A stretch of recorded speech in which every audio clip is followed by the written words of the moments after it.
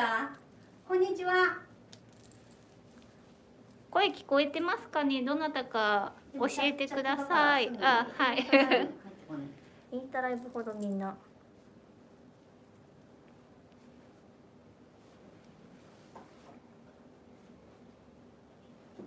あ、始まってますよ。うん。声聞こえてますか？うん、聞こえてます。こんにちは。心がゆるっと、着付けはシャキッと、山宮ひろ子です。こんにちは。ちょっと待ちます。うん、ちょっと待ちます。YouTube のライブ、インスタが多かったので、この間も YouTube は知らなかったみたいな方がいらしたので、今日はまあ、違う。お嫁さんじゃなかったと思ってる人、この間お嫁さんでしたよね。着付けがね、なんでお嫁さんじゃないんだってみんな思ってるかな。さっきまでここで本気の着付け教室やってたとこです。こんにちは、ひとみさん、こんにちは。こんにちは。今日振り袖なんですけど、今日は実は皆さんとお話ししたいって思って、本気の着付け教室にここにご来場いただくと、まあ私の熱い思いが皆さんにダイレクトで伝わっていくと思うんですけど、でもまあね、皆さん全員がここに来ていただけるわけじゃないですしね、ということでなんか熱い思いを届けたいなっていうのを最近思いまして、熱い思いを届けようっていうようなライブをしていきたいなって思ったので、今日はちょっとお題をつけました。あ、やいちゃんだ。お題つけたんですよ。お題は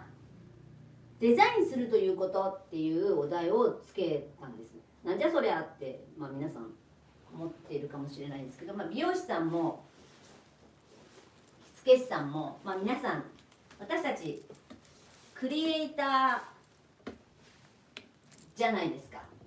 想像する人、創造主、作る人っていう、ものづくりの人とか、横文字で言えばそうなんですけど、そういう私たちはデザインする、もうこれ当たり前のことなんで、みんな別に毎日やってるよそんなことってきっと思ってると思うんですよ。美容師さんなんかカットもすればカラーもすればね、みんなやってるよねって。だけどみんなやってるんだけど、そのデザインすることっていうことをすごい意識してやってるっていうことなんだけど、着付けする人で美容師さんももちろん、私ももちろん経験あるんだけど、結局一番最初って作業的なことからトレーニング入るでしょ。ワイディングします、巻いてくださいって、50本何分で巻いてください、国家試験これ何分で巻けないと合格しませんって言われて、分かったと思ってせっせ練習するわけじゃないですか。最初作業ですよね、それって。で国家試験の不思議な、私たちの頃ってこうローションつけてなんかフィンガーウェーブ、今思うとあれすっごいやっててよかったなって思うんで、あれがなくなってもいいって、あれなくそうみたいな運動ちょっとしばらくあるみたいだけど、ちょっと前に耳にして、でも私はあれすごい役に立って、今もセットをすることでは頭の形の意識とかそういうこと、美しく見せる馬蹄形とかそういうのはすごく役に立ってるんで、別に後に役に立つからいいのになとは思うんだけど、役に立つまでってすごい時間がかかったかもしれない。でもデザインする上で必要なことではあったのかなとかって思ったりするんだけど、作業の一つとしてすごく私は不思議だったから、国家試験の勉強してる時にフィンガーウェーブ先生に、これってどういう形になるんでしょうか、最後に仕上げたらどうなるんでしょうかってすごい聞いたら、そういうことは考えないで練習しなさいって言われたんですよ。だからって思って、そうなんだって、そういうことはね考えないでいいのよって言われて、それってすごい不思議じゃないですか。だってお客さんやって返すっていうのは普通はまあそれが実際のことじゃないですか。だからそんな練習しててこれが最終的にどういう形に仕上がるんだろうって思うのって当然当たり前だなって思うんだけど、今私が皆さんにこうメッセージとして本気の着付け教室に見えた方とか、あとうちのもちろんスタッフもね含めて、普通の仕事にしても、トレーニングをするにしても最終落下地点というか最後のこうなってほしい、こう仕上げようって思うのを思い浮かべて練習する、ちゃんとイメージしてトレーニングするって、あとはお客さんに伝えるって、こうしましょうって伝えるっていうのもすごい大事なことだよって、すごく必要なこと、そしてそれをお客さんに伝える力も大事っていうことを話してるんですよ。で、当たり前よ、そんなのいろいろ考えてデザインしてやっていくのって。でデザインってこう調べるとさ、意匠を凝らすこととかなんかそんな風に書いてあるから、やっぱり工夫したりとかそういうことねしてお客さんに提案したりとかしていくんだけど、で着物のね着付ける段階で、着物ってそれは柄や、染めとか素材とかそういうものによってすごく違うけど、形ってみんな一緒じゃない。直線立ちでしょ。もうみんな脇はまっすぐ縫ってあるし、せいぜいこういう袖のこういうところぐらいこう丸みがあったりとか、あと襟のね、そんなところぐらいだから、そうするとどこもかしくもまっすぐに縫われちゃってるから、みんな同じところ同じなんだけど、でもそれを飾っておいたら何にもならないっていうのはみんなそう思わない。着物素晴らしいですよね。だから、三越だったりとかそんなところ行くとダーンってこうやってかかってて300万ですとか500万ですみたいな着物がかかってたりとかするんだけど、それだけだと着物は工芸品だったりとか美術品だったりとかそういうことだけになってしまって、初めてそのお着物をお召しになる方がいて、その着物はこう作られた意味があるのではないかなって思うので、着る方の上でデザインしていく、振袖も訪問着もこの方がどんな風にお召しになりたいんだろう、あるいはどんな風にお召しになってもらいたいだろうって考えて、襟はこんな風にね、帯はこんな風に、例え二重太鼓であっても枕の形がこれだったらこんな風になるしって考えて、そのお召しになる方の上でデザインしていくことっていうのが必要だなと。だから私たちは着物の最後のデザイナーなんだよっていつもメッセージを送ってるんですけど、着物は着付ける人によってデザインされていくんだよっていう。だからいつもそれを気にして、でもちろんねカットやカラーやアップやっても当然なんだけど、そういうことを意識して作っていく。でその時最終落下地点をいつも思い浮かべてやるべきだよなって思ってて、皆さんはどのぐらいの、年齢の方が見てくださってるのかちょっとわかんないですけど、私が漁師になったばっかりの頃、もう30年も前って雑誌持ってって、今みたいにほら携帯で写真検索する時代じゃないから、雑誌持ってってどんなスタイルにしましょうかってお声かけしたりすると、ああいいの顔が違うんだからこんなになるわけないからって言って、皆さん写真を見たりするのを恥ずかしがったりとか提案すると、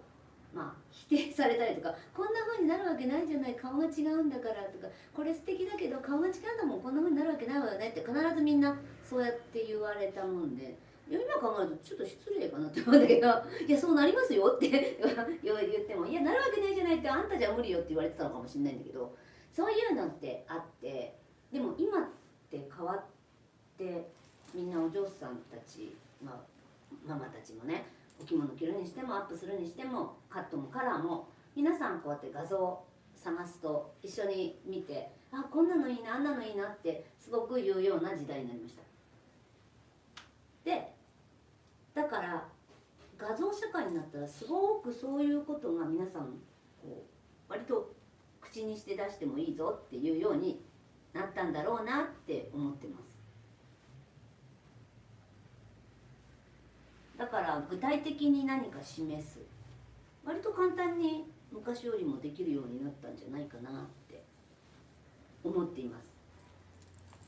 なのでもちろんお客様に提案する時はお写真一緒に拝見したりとか、まあ、その前にご用途を伺ってみたりとか、どういうふうになりたいって聞いてみたりとかもちろんするんだけど、それを、まあ、総合的に判断してご提案していく時にお写真だけでもちろんご提案ができれば、まあ、それももちろんそれでいいんですけど、自分の言葉で伝えるっていうのも大事だなと思うので、伝える力、伝えたい力、コミュニケーション、要するにコミュニケーション力ですよね。それもすごい大事だなって思っているところです。なんていうお話をちょっと伝えて、皆さんこうトレーニングするときに、今日も訪問着を着せる方に、訪問着の年齢って10代の子が着ちゃいけないわけじゃないから、10代からそれこそ死ぬまで着てていいんだから、練習する時この人って一体いくつなんだろうって考えてやるんだよっていう話をしているんですけど、そういうことも考えて、だからいつもこの振袖は訪問じゃないや成人式に着ていくお嬢さんのを練習してる、これは検定の練習とかって、そうやって変えていって別に楽しいかなって思っているんですよ。だから作業としてのトレーニング、私がよく、まあ、ここに来てくださってる方にはよくお話ししてるんですけど、100万回やってね、100万1回目の時にしてねってよく言うところがあって、腰紐とかね、そういうふうに言ってるんだけど、そういう作業としてのトレーニングもすごく大事で、何回も何回も繰り返すっていうのも大事なことだと思ってるんだけど、それだけじゃなくて頭の中にいつも完成したものをイメージして、そのイメージに近づける、より近づけてトレーニングするっていうのは大事かなってすごく思っているところなんですよ。というようなお話をしていますが、皆さんいかがでしょうか。皆さん花嫁さんやるんじゃなかったのとか思ってる人こんにちは。YouTube ライブ初めてです。よろしくお願いします。はい、こんにちは、やいちゃんです。今日も楽しみにしてました。よろしくお願いいたします。はい、皆さんは着付け師さんなんでしょうか、美容師さんなんですかね。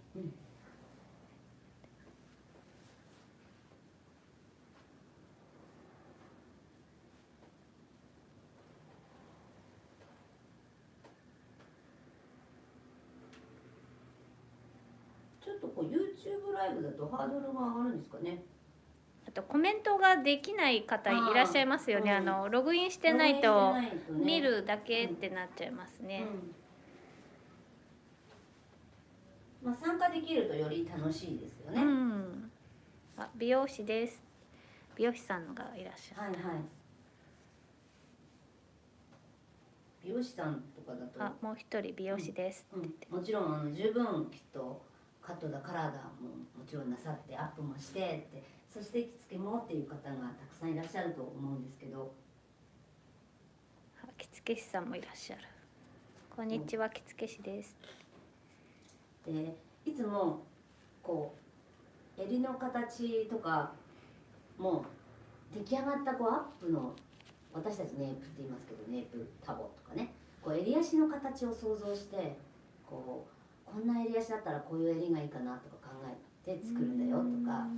あと、いつも言うんですけど、花嫁さんの支度してて、ここに文金高島田のタボが来るんだよっていう、その襟じゃお嫁さん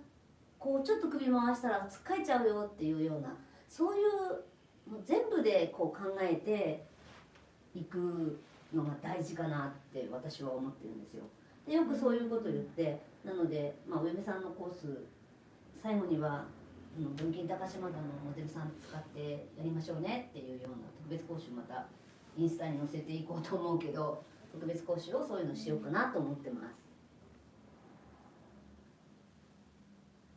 なんかほら、美容師さんって、私はもうなんか気が付いたらこんなにいっぱい美容師やってたけど、一人前になるまでに時間かかるじゃない。だから結構大変な仕事だなってみんながもう今分かってるんだと思うんだけど、そうなるとやっぱりなんていうんですかね、面白くなる前に辞めちゃうような人もいるのかなって思うけど、そうやってこう一人前になるまでに時間がかかるから、好きになるまで続けてみるといいよなって。若い時はちょっとかっこいい仕事じゃないかなとかって思ったけど、そんなことなくて、大体かっこ悪い時のが長いじゃないって思って、でも自分で思うようにできるようになった時にはやっぱりもうすっかり楽しいなって思うようになっているんだろうなって。でも私たちの頃よりずっと美容師になりたいっていう人は少なくなっていると思います。もっともっといろんな仕事がたくさんあるようになったっていうことなんでしょうけどね。美容師が好きになるまで年月がかかりましたっていう方いらっしゃる。なるほどね。でもそこまで続けたから好きになれてるんですよね。離脱しちゃったら嫌いとか苦しいとか辛いで終わっちゃって。今ほらかっこよくスタイリストとかなんか言うじゃない。スタイリストとかなんかいっぱい言うと美容師っていうよりもかっこよさそうだから、そういうふうに言った方がいいんじゃないの。美容師とか言うと C とかついてるとなんかそう大変だわ、国家試験もあるんだってとかってそういう感じになっちゃうから、スタイリストっていうとかっこいいんじゃない軽そうな感じで。でなんかやっぱり勉強っていうとすごい言い方が硬くてすごい大変な感じがするけど、自分にこうパワーを貯めるというか、自分の中に蓄積いっぱいしていかないとダメだなって。それって仕事の内容はもちろんなんだけど、仕事の内容じゃなくてそれだけじゃなくて、なんていうのかな、人間としてとか人としてとか、やっぱり2時間なり3時間なり一緒にお過ごしするとしたら、過ごしててなんか居心地いい人とかそういう人と一緒にいたいじゃないですか。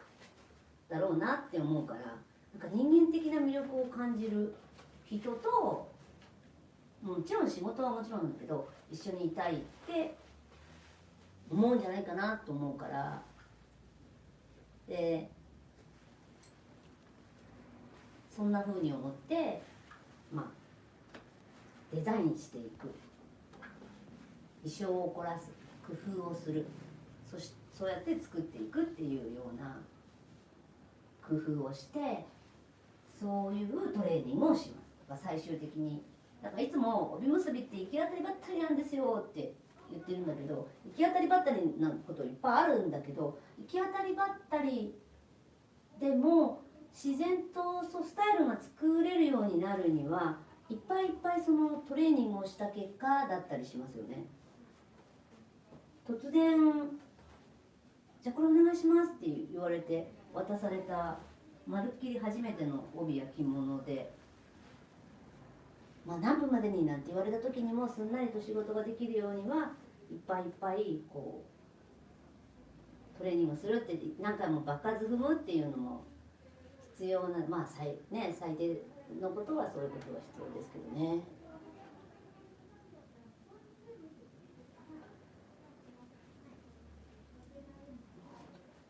帯ですか？帯ね、どうしましょうかね。帯結びなんですけど、何か希望ありますか？シンキングタイムですね。まあ、皆さんの中で、まあ、美容師さんもいるし着付け師さんもいるんだけど、着付け師の見習いの方もいらっしゃるし、婚礼美容室で働いてましたって方もいますね。はいはい。なんか今は私は花嫁さんの支度をさせてもらうこともまああるし、成人式のお嬢さんたちのお支度をさせていただくこともあるし、まあ、いっぱいいろんなことに関われるように今となってはなったんですけど、最初なんかあんまりそんなこと考えてなかったです。美容師になろうと思った時。ただ美容師さんがカットやパーマをするっていうイメージがあんまりなかった。へえ、どういうイメージだったんですか？メイクしてアップする人ああ、へえ。そういうふうに思ってて、美容院をあんまり使ったことなかったんですよ。まあ、私1日になんかコラム上げてるの YouTube で知ってます？山宮ひろ子の月一コラムっていう。そう1日に YouTube で上がるんですけど、私が朗読してるっていうか、その生い立ちというか幼稚園の頃ぐらいからこう、そう始まるんですけど、で今美容学校を卒業するあたりのところまで来てるんですけど、まあ、その中でも語っている部分なんだけど、大体あんまり美容院に行ってカットやカラーやそれあんまりしたことなくて、お正月になると「行っといで」って言われて、母に姉と2人で美容院に追い出され、お正月になるとっていうか暮れだね、暮れ忙しいんじゃないの母は。忙しいからさ、子供とか行ってほしくないんじゃないのと、まあ昔の美容院だから半日ぐらいいるような感じで、なんか紅白見ながらってこともあったね。でなんかほら新日本髪ね、新日本髪言ってもらうんですよ。でその新日本髪言ってもらうのにお姉さんと2人で、姉と2人で長々とそこにいて、つまんないでしょって言ってテレビが出されてきて、お店の中にでテレビの紅白かなんか見ながらやっちゃったりとかしてるわけね。そのお店に来てるお客さんはもうみんなそのお正月のためのセットに来てるんですか？セットだったんじゃない？でもそんなの分かんなかったから見なかったけどね。ああ、他のお客さんの子供がそんな行くようなところじゃなかったから、まあ暮れにそうやって行かせてもらって、そういうところだったから、髪の毛が母が切ってたっていうか、朝でたくさんだと思ってた。楽しかった。母に切ってもらって、くせ毛のクリクリした髪の毛だから、なんかレザーでシャカシャカシャカとか、中学生ぐらいまでそうだったね。でそれで別にあんまり困ってなかったんで、アップやそうメイクっていうか、だってまだ私の子供の時ってその美容院から花嫁さん出てきましたからね。打ち壁の花嫁さん、花嫁さんが出てくよっていう、なんか声がかかるから見に行ったりで、父の妹、おばですよね、おばとか結婚する時自分家で支度するんですもんね。それで出てくるんですよ。美容師さんが家に来るってことですか？いや家に来たかどうか何の覚えてもいないんだけど、どっか行って支度してきて帰ってきてるんじゃないの。それで挨拶、親に挨拶をして、ご近所をお着張りっていうのをやって、それについてもコラムに書いてあるんだけど、書いたかな、忘れちゃった。お着張りっていうのをやるんですよ、子供がついて。今やってる地域の人います？お着張りってお嫁さんの前に子供がついて綺麗な格好させてもらって、だから大抵着物着せてもらうの。姉がいつもやってたの。悔しくてさ、やりたいわけ。やりたいわけよ。私の順番回ってこないかなと思ってるわけ。だから結婚式にジタバタして、結婚式に、私にも着物を着せろと言ってジタバタして泣いて叫んだっていう。どうしても絶対ワンピースじゃ嫌だと言って、私覚えてるんですよ、すごく。すっごくよく覚えてるんだけど、どうして私に着物を着せないんだって言って大騒ぎしたんだけど、でもだから当時から洋服よりも絶対着物の方が素敵だと思っていたんだと思う。多分3つぐらいだったと思うんだけど、3つぐらいだね。それでだけど多分なぜそう思ったのか。姉は着物を着せてもらっても準備してるんですよ。準備万端整えてるんです、でそのおばの前についてお茶が入ったお盆かなんかを持たされて近所中を回るんです。お嫁に行きますっていう、もう内掛け着てたね、昭和のあの頃だから色内掛けだったのかな白無だったのか忘れちゃったけど、でもカツラはつけてたのはよく覚えてるんですよ。で私にそれをやらせろうと思ってたから、で着せてもらえてない自分が悔しくてタンスから出してこいと、あそこに入ってると霧のタンスの前に来たかとしたんですけど、後にずいぶん大きくなって着物なかったのよって母に言われて、で昔のことだからこれおばあちゃんとかそういう人が着せてくれちゃうんですぐ、母も着物着せてくれたし、そうだったからなぜ私に着せないと、まあ文句言ったんですけど、だけどまあなかったのよって言われて、でも私にとってはきっと友禅の着物、姉は京友禅の着物着てたと思うんですけどの着物も多分ウールだとか銘仙だとかの普段着も着物の形をしてると素敵に見えてて、だってまだ浴衣着たりとかして寝てる時代だからね、だからそういうのはいっぱいあったはずだって思って着せろって言ってたんだと思う。だからもう半べそ描いてる写真が残ってますね。その時誰かの結婚式だったんだと思うんですよね。可愛いブラウスと母が作ったワンピース着せてもらってるんだけど、絶対許さねえって思っていまだにもよく覚えてる。絶対許さねえのって覚えてろよって思ってた。お前大人たちがみんなしてタンスの中から出してくりゃいいものって思ってたら、母がだから多分その浴衣とか銘仙みたいな着物とかなんかそんなような着物はあったのかもしれないけど、結婚式に着ていけるような着物はなかったということなんだと思う。まだ姉も7つの着物を作ってない。姉の7つの着物の時は私一緒に3歳のお祝いさせてもらってるから、2人別々の着物があったはずなんです。それがなかったっていうか、それがない時なのよ。だから私は3歳の前だったのかもしれない。そんなちっちゃい時の、すっごいよく覚えてる。すんごい悔しかったから着物を着せろとジタバタした。だからそんな思い出があります。そんな今でも母が生きてたらもうまた文句言いたい気持ちそんな女の子三つ子の魂、粋な着物と帯ですねって褒めてくれそうって。そう、これはちょっとこんなですね、帯おしゃれ、着物もおしゃれなんですよ。なんかこんな感じでツートンみたいな感じだとさ、可愛らしい何か帯が。そう、帯結びの何かないですか皆さん、こんなのやってほしいとか。そうするといつの間にかこう出来上がっちゃって、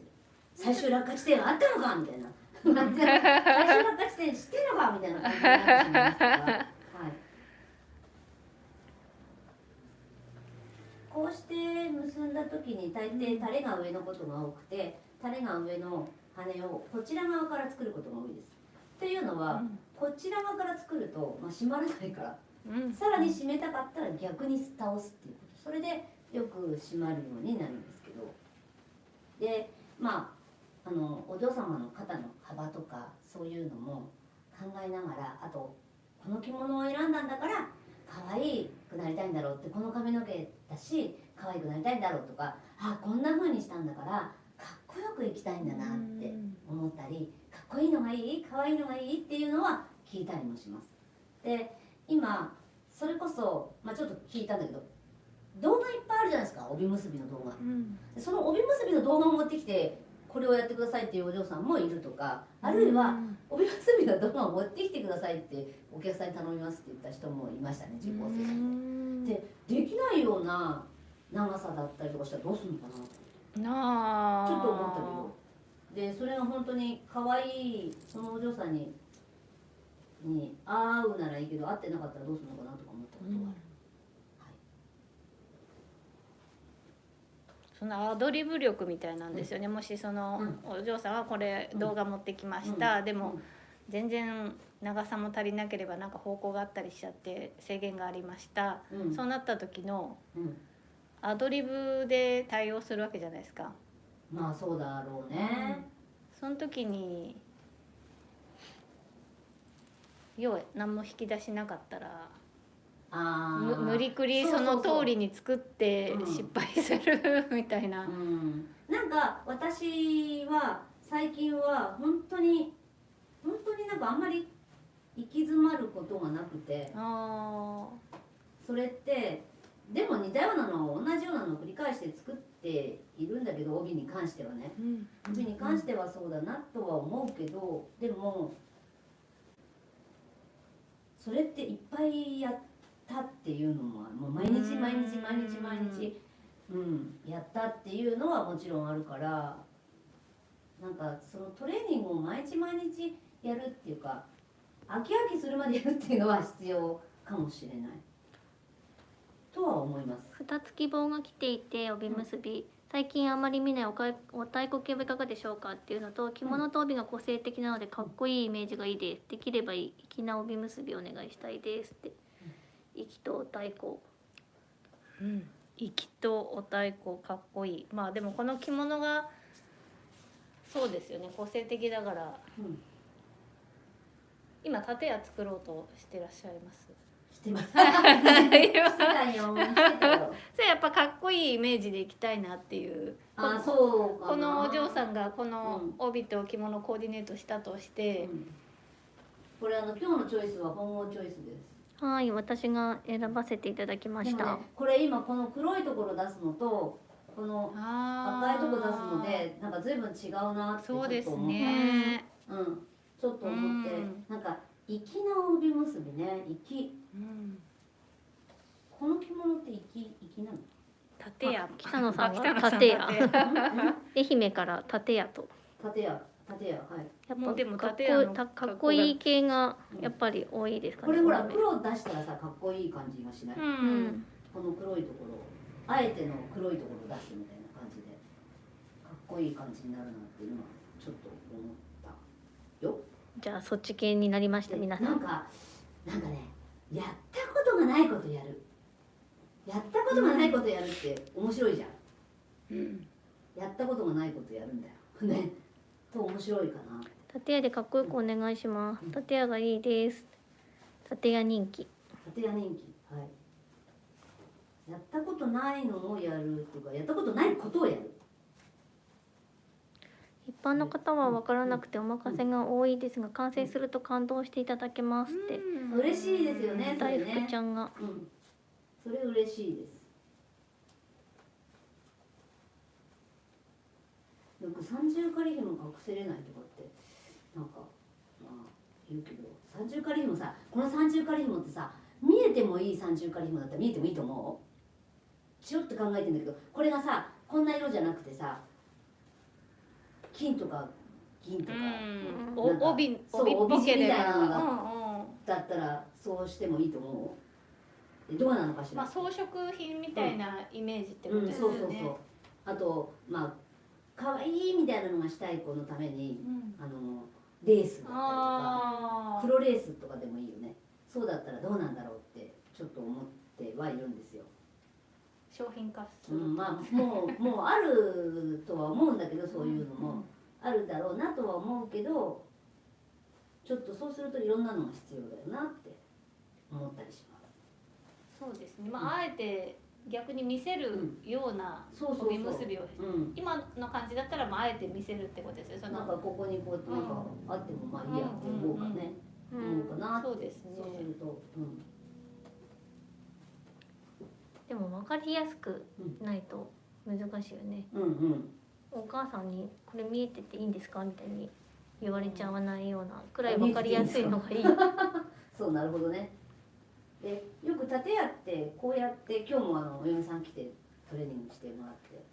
新幹線で今頃帰ってるんですかね。こうやってやるとこういう建屋で、別にこれも全然建屋で悪くないと思うけど、こういう枕ここに入れたんです。枕ここにね、こうしてやって、これも全然建屋でいいんだけど、私はよくここに入れるんです。こっち側の羽の下、この羽の下で、この羽がこうペシャンってなっちゃうのが嫌だなって思うから。でも今かっこいいとか粋とか言ったら、これこっちの方がそうかなって思った。そうすると羽が私のここにいるのだとなんか元気なこう勢いになるけど、これになると正統派になるからかっこいいのかなってちょっと今思ってみた。どうなのかな、デザインするということ、こうなるとこの建屋の正統派の感じになるわけじゃないですか、枕の場所が。だからそうするとかっこいい感じになるのかなって。でも私がいつもよくやってる、ここにこう乗っけちゃうと羽がパッて上がるでしょ、ほらこうやって元気な感じになって、そうすると可愛いのかなって思う。かっこいいけどよりちょっと可愛い路線に傾くのかなって思ったから、今日はここでやってみようかな。そうすると別になんかまん丸いこう丸い感じの、これ薄っぺちい枕だけど丸い感じでもいいかな、枕もね。キラキラの三重仮紐あるといいですねって大福ちゃんが。ね、大福ちゃんそうだよね。そうすると私たちのデザインもその三重仮紐をここに見せるみたいに考えたりとかする。だってさ、三重仮紐ってなかったんだよ、私の始めた頃、着付け始めた頃なんかないんだよ。ないのないの。だからそれを三重仮紐ができてパラッパラって皆さん持ってきてくれたり、まあこれ買いませんかって買ってくれませんかなんか言ったりとかし始めた時って私にとっては感動的。こんなになってこんなになってあんなになっちゃってこう楽しいじゃんって、もうやる方が楽しいですよねって思いました。だからもともとなかったものなんだから、どうしても使わなきゃいけないもんでもないけれども、でもそれに昔のなんかこうでなければならないみたいなのって言えないんじゃないのかなってよく思う。帯締めがキラキラ皮がねなんかついてるのとか5本に分かれてるのとか、それもそんなに昔からあったわけじゃないしっていうふうに思うとどうなのかなって思います。そういうことも含めてデザインしていく、今三重仮紐帯だけじゃなくて帯屋根作るのとかも使うじゃないですか、ね。だからそういうふうに考えたら、いつもこれってこっちから下から上に上げること多いけど、ここ持ってきたらどういうこういうと違う帯結びにどうですかね。斬新な。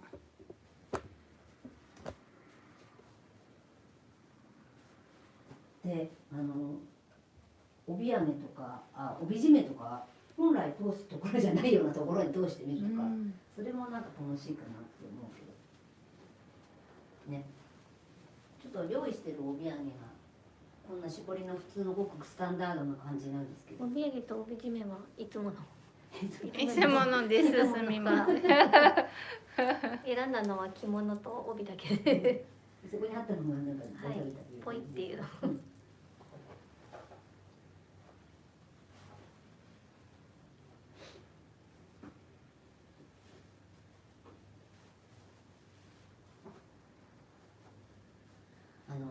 過去に竹市正子杯のウィナーズショーみたいのがあって、それで多分下からこっちから手が出るのをなんか帯結びをやったことがあるんですけど、まあそれが流行るかっていうと別に流行ったわけじゃないんですけど、そういうのもあるなって、そういえばあったなって今思い出した。帯の中を一旦手がじゃあだから手が上から出るじゃないですか。それ下から出て、で実際にはその時私、コンクール出てたので、その帯結びを結んでくれたのは本郷なんですけど、天の橋立って言われたね。なんかきっと本見て天の橋立みたいだねって言われたのを覚えてるんだけど天の橋立みたいなんだ。わかんないけど、こう下からやっぱりこうやってなんかこれが羽になったんだと思う。画像ないかな、ないだろうな、だいぶ昔だもんね。そうなんだろう、振袖で出たんだから、私が振袖で優勝したのって2011年だから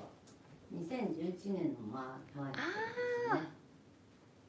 なんかいましたっけ？いましたね。着物着せに来てくれたってかね。そうそう、なんかそうないね。オレンジっぽい着物着た子じゃないですか。こういうヘアスタイルでした。モデルはあの方なのよね。そうなんか竹内正子杯で優勝した時の子だったんだよね、偶然にも。リエさん、船越さん、水木の子だっ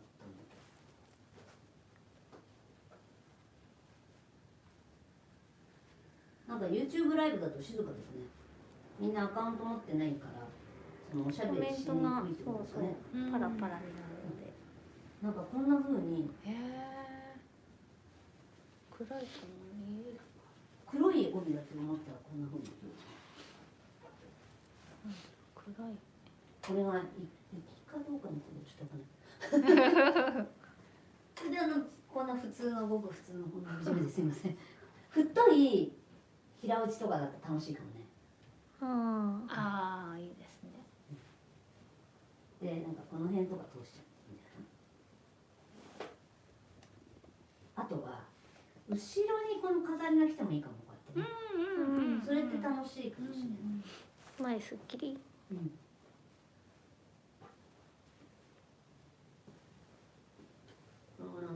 練習してるとこのすぐボロボロになってしまうんです。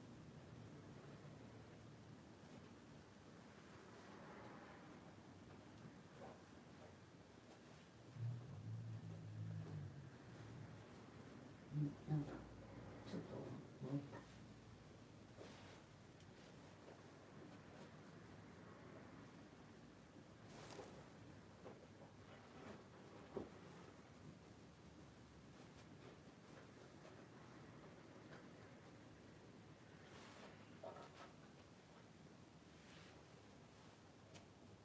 もう帯締めは最終的には帯を留めてるものだから、まあ帯をしっかり留めるっていう力が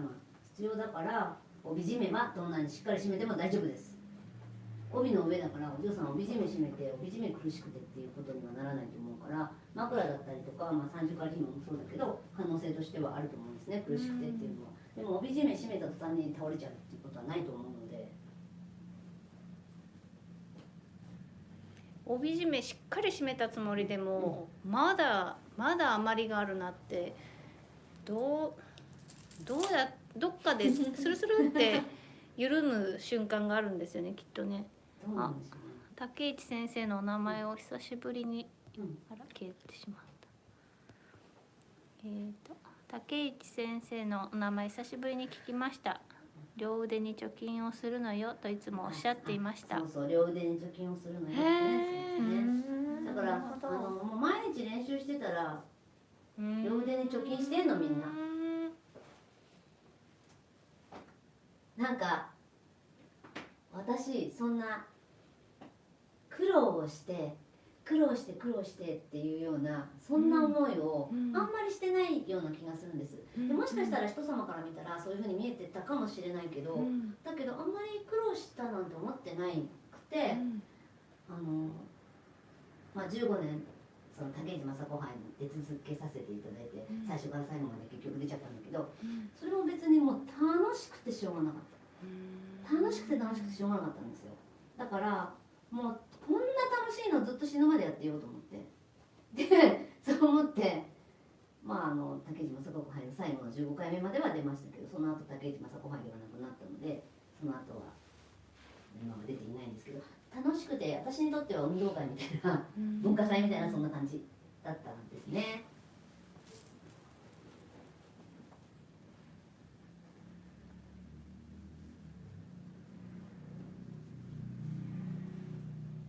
なので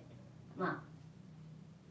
今日はなんとなく「き」とかいうようなお題をもらったりとかして、で今までにやってないことをやってみようかなって思ったから、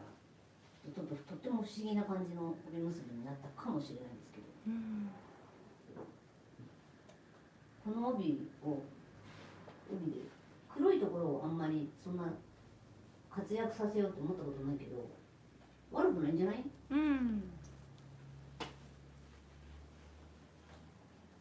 て思いました。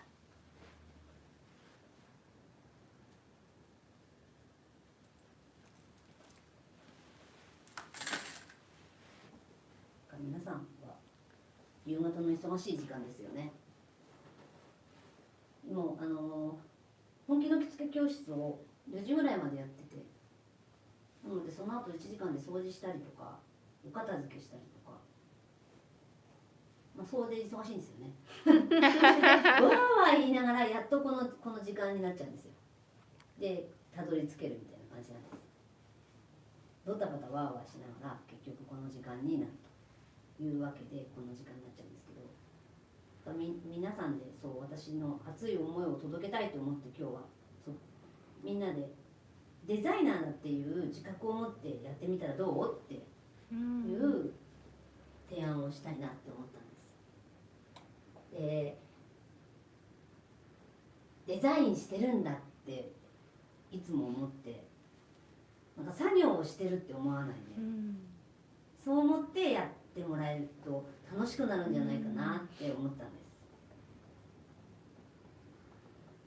そうですね。まず初っ端に襟決めるときに、ボディちゃんだと髪の毛がないじゃないですか。そうそうそうで結局なんかこの縫い目から何センチとか、拳何個とかっていう発想で、まず最初はそうやって教わったからみたいなのがあると、実際超髪短い子とか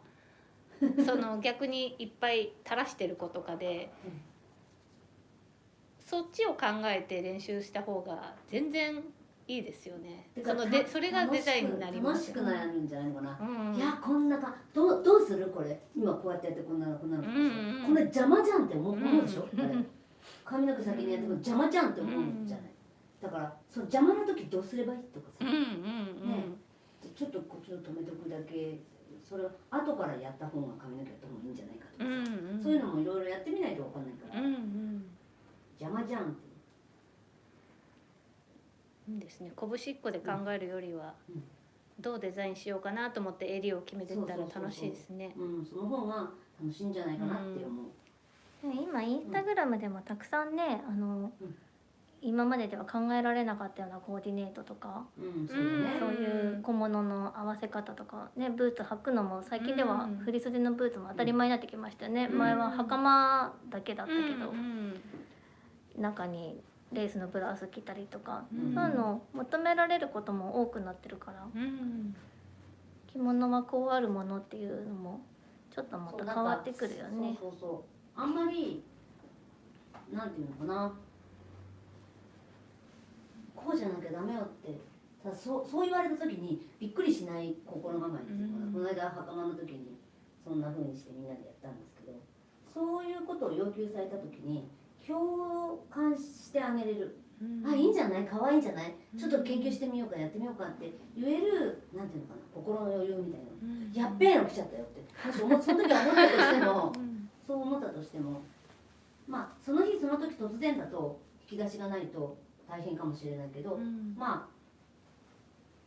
その引き出しは準備しておくっていうことだけど、何が来てもあんまり驚かないことにしたらどうかしら。ありっていうありあり、よーしありだよ、ありあり、分かった分かったって言ってあげれればすごく楽しくない、でデザインする、この子はきっと楽しい学生生活だったんだろうなって、最後にこんな風にして社会に出ていくんだなとかね、そういうふうに思った時にデザインする。でまたね、そういうのをこちらからも提案できるとそれもまたいいですよね。こんな風にこういうのあできるんだよるんだけど、なんかお母さんが「草履で歩けるのかしら、草履大丈夫なのかしら、草履草履」っつったら「ブーツでもいいんですよ」ブーツ履いてみたらどうですか?」っつって「あら!」ってインスタにいっぱい写真撮るから、だからまあそしたらそういうの見て「お母さんどうですか?」って言って、今のママたちほらね、昔のママと違って頭柔らかいから大丈夫だよ、そっかそっかって思うことないですか、ママたちが。なるほどねって。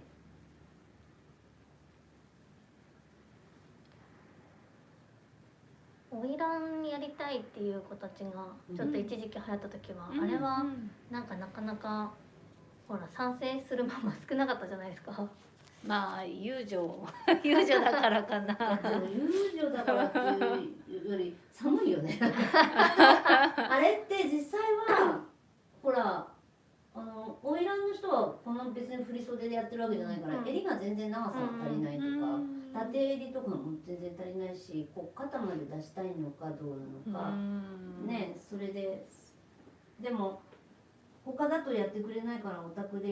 ならやってくれるらしいからって来てくれた人もいて、撮影はしたり、ただママはいいって言ってるっていうのは聞いたりとかもしましてね、でないとママ承知してんのかなみたいに思って、そういう風にしたりしましたよ。でもオイラーがずっとは続かなかったね。そうですね。ね、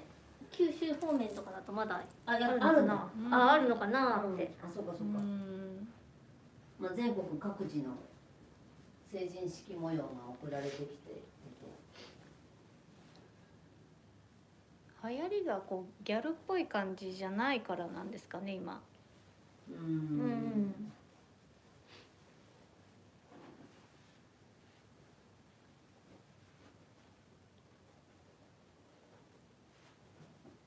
これね、すごい私のボディちゃんでその20年以上使ってるのがもうすぐガリッガリになってしまって、ちょうど私ぐらいの体型になってしまって、なので多分体重40キロぐらいの子なんです。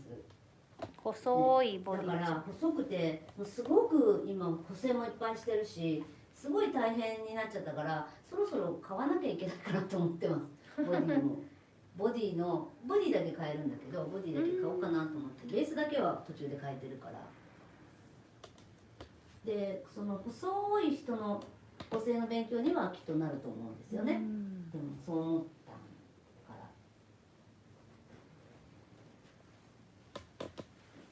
ら、なんかこういうのって遠くからちょっと離れてみないと分かんないくて、それはよく思います。なんか狭いところで着せてるからあんまり遠くから見ることができないじゃないですか。そうするとちょっと引いてみると、なので最後に写真を撮ってみるとかってすごいびっくりして「いやダメじゃんこれ!」とかって思うことありますよね。だから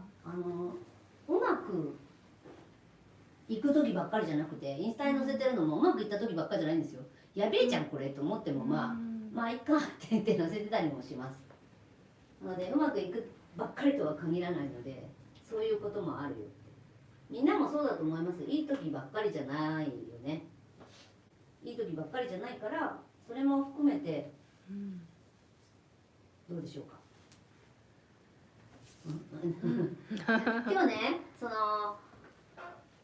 本気の着付け教室に見えてくださってる方に聞いたの。私帯結び解説とか YouTube に載せてるじゃないって、あれってもう最後の形付けとかみんな見てないでしょって、シューって直しちゃうでしょっていう話をして、だから形付けとかみんな大事だよ本当はっていう話したら、いや最初の心はエルトンのとこ飛ばしますよって言われて、そうですかって、見てますよ心はエルトンのとこ飛ばしますってティーナさんに言われたんですけどあ、そうなんだで今日も皆さん遠くからも見えてくださって、ちょっとこれは粋なのかな、帯締め帯揚げのバランス感も粋な感じでかっこいいですね。帯締めも帯締めの使い方素敵です。まっすぐにしなくてもいいの、斜めにしても。ただ締まるっていうその一番大事なことをやってあげないとまずいので、それはやってあげるといいかなと思いますね。でこういう総柄の着物ってここ見せなきゃいけないみたいな、ここにすごい柄とかあって総柄じゃないと、そしたらここにこんなの持ってきちゃうとダメかなみたいに思う時もあると思うから、ただこの総柄って総柄だからほらみんなそこら中全部柄があるので、ここは見せなきゃここは見せちゃいけないみたいな感じじゃないから、どこもかしこも見せてもいいし、どこも隠れちゃってももうしょうがないしみたいな感じじゃないですか。こういう感じです、ね。形付けめっちゃ見ますって言ってくれてる人。見てくれるんですね。嬉しいですね。形付けでね全然変わるんですよね。最後の1分ですからね。という感じで今日はこんなで皆さんとデザインをしてその形を作る、その子の雰囲気を作るとか、そういうのをどんなことでもみんな、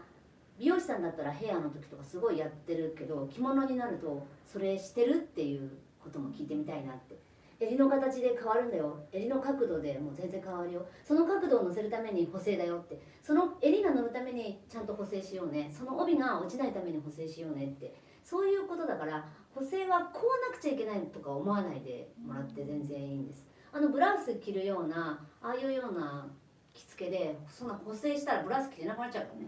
だからそういうことも含めてデザインする、まずどんなヘアスタイルのものね、